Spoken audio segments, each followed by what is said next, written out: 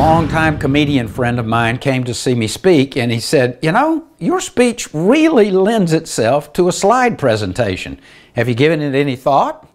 Well, the candid answer was no.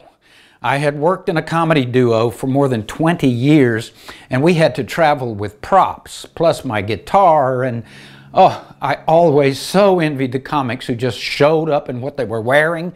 It didn't have to lug props and fight with guitar pickups and amplifiers, so I intentionally avoided PowerPoint to keep it simple.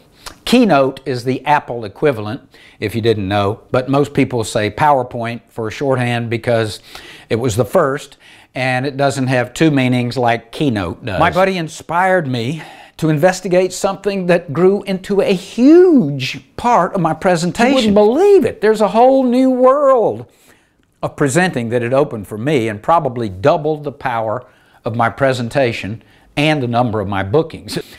As I searched the internet for funny and interesting images, I realized I'd been ignoring a treasure trove of wonderful material that would get laughs with the click of a button. As soon as I realized what a powerful tool it could be, I knew I would be forced, kicking and screaming, to learn how to create a slide presentation. I am totally technically challenged and dreaded having to learn something that, you know, only the office computer nerd should know how to do. Well, guess what?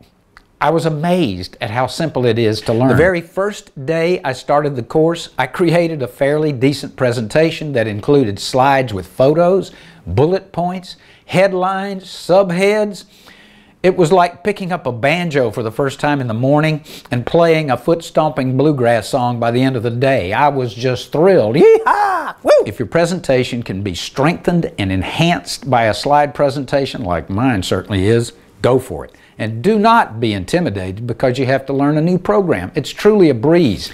Of course, you can take the lazy way out and get somebody else to do it for you, but there are quite a few very inconvenient drawbacks to that approach.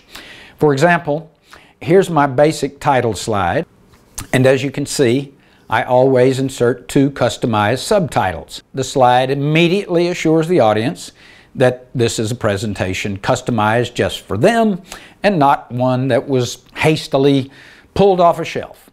That title slide appears 5 times in my presentation when I need a break and don't want something else on the screen, and I can create a new one and insert 5 new slides in 2 minutes, tops, to camouflage the fact that I just hastily pulled the presentation off a shelf. You can imagine how thrilled I was the first time I used my new slideshow and got at least 20 roaring laughs with a quick click of a button. Bang! For a comedian, man, that is gold. Remember, relevance and surprise are the key. A good resource for funny photographs you can use royalty-free, meaning you don't have to pay for them, is funpic.com. Another is dreamstime.com, where you click on free images and they'll ask you to register before you download free images and photos, but it's worth it.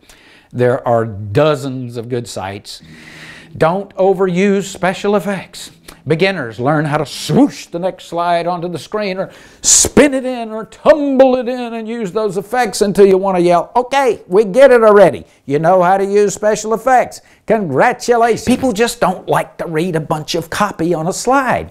If you're saying the same thing that's on the slide, they resent you for making them do double work. So I got my own, a remote point presenter from Interlink Electronics.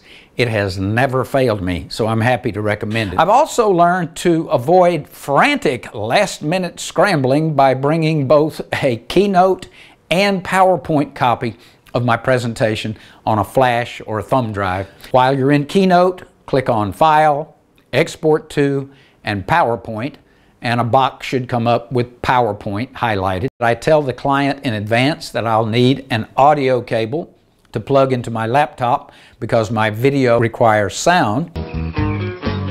Forgot what I was gonna say. Well, I hope you enjoyed that and that it was helpful to you, but there's a whole lot more information where that came from. If you want to see the other 2/3 of the tips and recommendations I make on that very topic, just go to fasttrackprospeaking.com, and there is a treasure trove of information that'll help you get on the fast track to professional speaking.